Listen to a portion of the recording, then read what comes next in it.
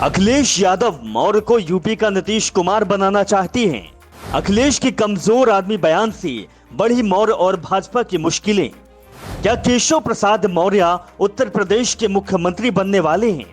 मौर्य के बहाने भाजपा को पिछड़ों से दूर करने का अखिलेश का मास्टर स्ट्रोक।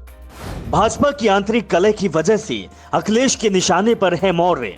पिछले कुछ दिनों से सपा प्रमुख और पूर्व मुख्यमंत्री अखिलेश यादव तथा यूपी के डिप्टी सीएम केशव प्रसाद मौर्य के बीच जुबानी जंग तेज होती जा रही है। अखिलेश ने केशव को मुख्यमंत्री पद का ऑफर देकर सियासी गलियारों में भूचाल खड़ा कर दिया है, जिसके बाद मौर्य के साथ भाजपा के अन्य कई नेता अखिलेश पर हमलावर हो गए। दरअसल अखिलेश ने एक टीवी चैनल को दिए गए इंटरव्यू में कहा था कि केशव प्रसाद मौर्य ने मुख्यमंत्री बनने का सपना देखा था। वे आज भी 100 से अधिक विधायक साथ ले आए तो समाजवादी पार्टी उनका समर्थन कर देगी, जिसके बाद भाजपा अखिलेश पर हमलावर हो गई। मौर्य ने तो अखिलेश को डूबता जहाज बता दिया है कि जो खुद डूबने वाले हैं मुझे क्या मुख्यमंत्री बनाएंगे। इसके बाद से ही दोनों नेताओं में जुबानी जंग छिड़ गई है। अखिलेश यादव की बात की जाए तो वे मनोवैज्ञानिक दांव खेलने में बहुत हद तक सफल भी रहे हैं। आपको बता दें कि पहला मौका नहीं है जब अखिलेश और मौर्य आमने सामने हैं। इसके पहले भी दोनों नेताओं में सदन में तीखी नोकझोंक हो चुकी है। अब अखिलेश की इस चाल को समझने के लिए थोड़ा पीछे जाना होगा। जब से मौर्य को पार्टी ने प्रदेश अध्यक्ष बनाया तब से पिछड़े वर्ग का एक बड़ा हिस्सा भाजपा के साथ आ गया। मौर्य ने ओबीसी समुदाय को बड़ी संख्या में भाजपा की तरफ मोड़ा था। केशव प्रसाद मौर्य मुख्यमंत्री पद के बड़े दावेदार थे, लेकिन ऐन वक्त पर योगी आदित्यनाथ को मुख्यमंत्री बना दिया गया और केशव प्रसाद मौर्य को उप मुख्यमंत्री पद में संतोष करना पड़ा।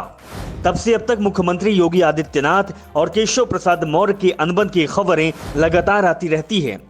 अब इसी बात का फायदा उठाने को अखिलेश पिछड़ा वर्ग के वोटरों को एक संदेश देना चाहते हैं कि भाजपा में ओबीसी समुदाय को हाशिए पर रखा जा रहा है।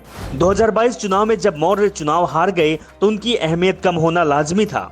बावजूद इसको उनको उप मुख्यमंत्री पद से दे दिया गया। हालांकि इस बात से भी इंकार नहीं किया जा सकता कि दूसरे कार्यकाल में मौर्य को इतनी अहमियत नहीं दी जा रही है।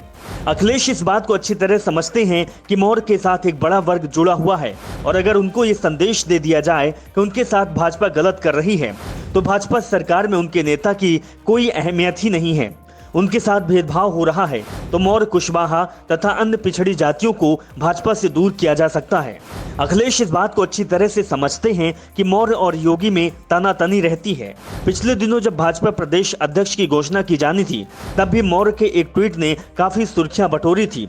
तब उन्होंने कहा था कि संगठन सरकार से बड़ा है।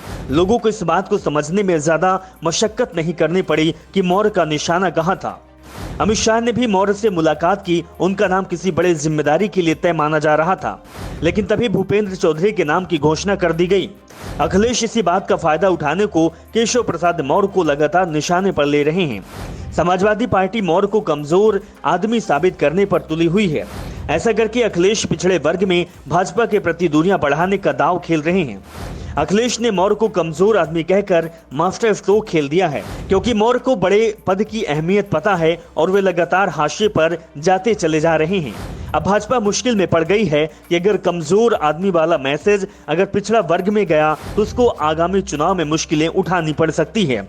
और अखिलेश को इस बात का मनोवैज्ञानिक फायदा मिलना चाहिए, क्योंकि ये तय माना जा रहा है कि बसपा सुप्रीमो मायावती भी अब अखिलेश के सामने आ गई हैं। उन्होंने अखिलेश से सावधान रहने की नसीहत तक दे डाली है। ब्यूरो रिपोर्ट, राष्ट्रपति न्यूज।